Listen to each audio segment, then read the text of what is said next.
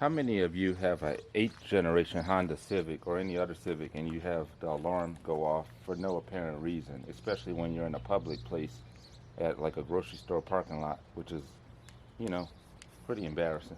Well, chances are it's this switch in here. This is your hood latch. There's actually a switch down there. You can't really see it that well, but let me bring the camera over. All right, down here there's a switch. You still can't see it that well, but it's under the hood latch. You can't really see it that well. But basically what happens is that switch, it just wears out. It's made out of plastic and, it becomes brittle. Not to mention, obviously, it's in front of the radiator, so it gets saturated with heat, which breaks down the plastic all the more.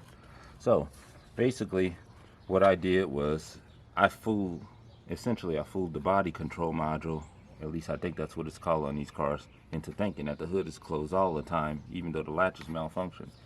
And the reason I want to do that is I don't want this thing just going off all the time. So I've heard a lot of people say they just bypass the wires together, but I don't think that's the correct way to doing it, because there's actually a resistor, at least I believe so, inside the switch, and the body control module reads the resistance of that switch.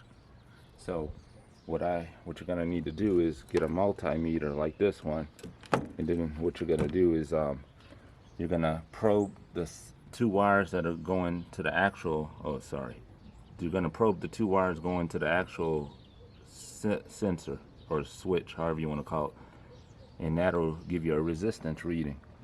Then you want to find a resistor and put the resistor on. You want to basically piggyback it into the side that goes to the actual body control module. As you can see right here, I soldered those two together. I'm not going to leave this like this. I've just got it open temporarily for illustration purposes, but yeah, it's really annoying. Not that the car's stolen or nothing, but I'm just saying you don't want the alarm going off when you're in a public place. It's quite embarrassing, which brings me to my next question. Not question, but my next thing I want to show you. If the alarm does go off, what you want to do is pull fuse 12. It's that one right there. As you can see, I replaced it because the other ones, the original ones, have numbers on them, but it's fuse 12.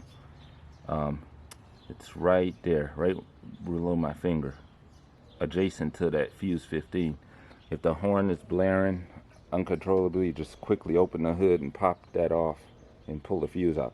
The lights are gonna flash, by the way, but I don't really care if the lights are flashing. Obviously, if the lights are flashing and you want to leave the car sitting for a prolonged period of time, you want to disconnect the battery. But the horn is kind of annoying because it brings unwanted attention. Now, to get to this sensor, what you want to do is, there's actually a panel that goes over here. It's in the trunk right now, but it's pretty self-explanatory. There's 4 quick fasteners. You pop out and just slide it off, and that switch is under there. So this is the correct way to bypass the switch. All right, this might work on 7th generation, maybe even 9th generation, but this is how you do it on the 8th generation. But yeah, keep working. All right, have a nice day. Hope you enjoyed the video.